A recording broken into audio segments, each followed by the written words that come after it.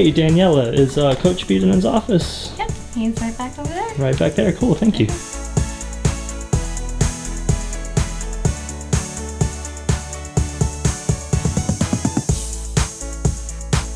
Hey, Coach. How you doing? Good. We have Barbara.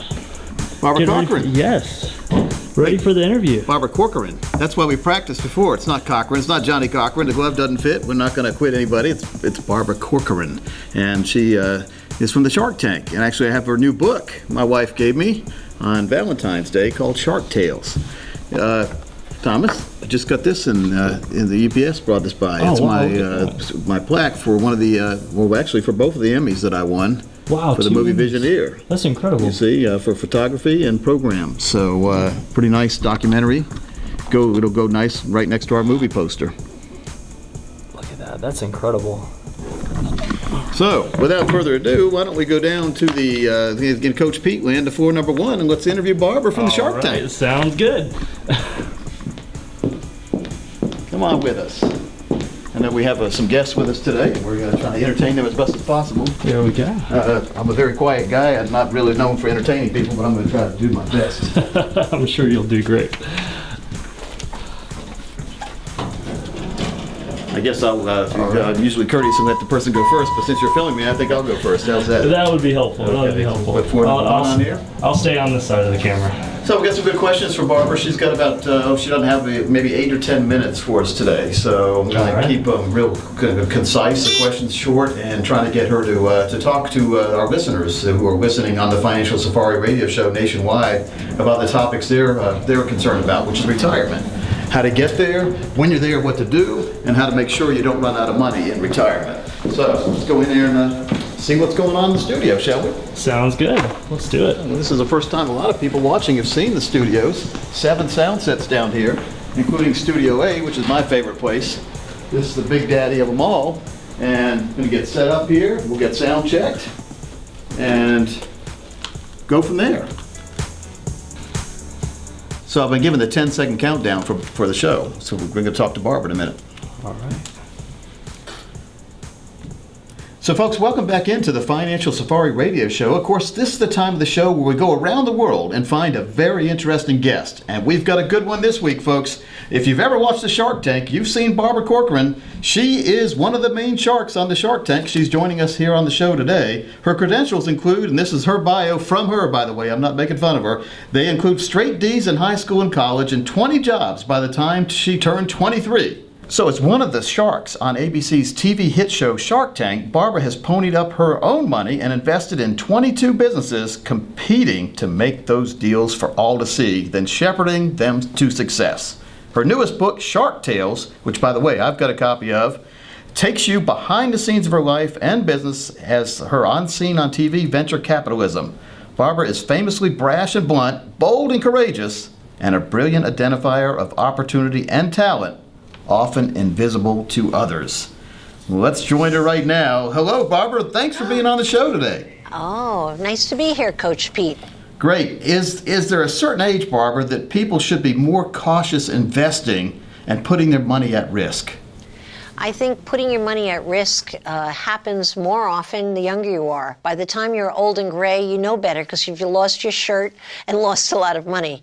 Typically, when people start running into financial pressures and over-leveraging themselves is in their early 20s. And so I think the minute you start having a checkbook of your own, independent of your mother and father, that's usually when you're at the greatest risk. You almost have to be aware of that starting out. But young people don't listen. It usually takes until you're about 30 to realize you can't spend what you thought you could spend and that you're in financial trouble, which is very common today. In fact, 3 out of 4 Americans are living literally paycheck to paycheck, and if a washing machine breaks or the car breaks down and they need new equipment, they can't afford to buy it unless they charge it and run up tremendous credit card debt. And that's why employers today are jumping in and helping out employees manage their finances with a great company called Zebit. You know, Barbara, it's a fact that at least half of the general public is woefully unprepared for retirement. In talking to successful folks who are close to or in a comfortable retirement, what is the secret sauce for them? The secret sauce is a reality check and coming to terms with your spending habits very early on. And most people don't do that until they're really worried about retirement because they're getting closer to D-Day. But when people plan for retirement very young, it's very inexpensive. You can put that money away from a very early age, but yet, sadly, try to tell someone in their 20s that they should be thinking about retiring, and it's almost a depressing subject that they avoid as best they can. And so, unless you have a financial planner who's going to bang some sense into your head early on, most people plod forward and don't really think about retirement until they're in their early 50s. And that's a sad state of affair, but that's the way it is. Here's an interesting thought, Barbara. Let's look at this. How does financial stress impact both employees and employers? Well, employees today are no longer leaving their stress at home. What they're doing instead is bringing it to the workplace. And fortunately, the only upside to that is that employers are much more cognizant of it and they want to do something about it. And that's why they're turning to employee benefit plans like Zebit, because they are speaking the language of the employee. They're not saying we're going to help you save for retirement, which for young employees who are in credit card debt, that doesn't really even register on the radar. They just want to know how they're going to meet their next credit card bill.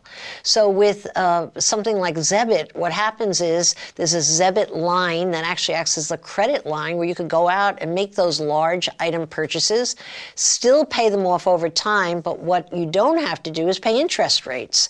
And that excludes you from getting in trouble with your credit card companies.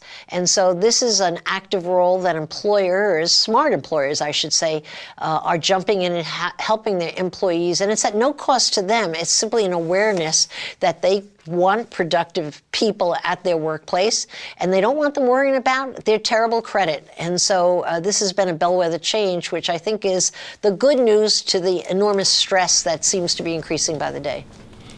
You know, Barbara, we've all come to know you and love you from your role as a shark. Mm-hmm. Happy to hear.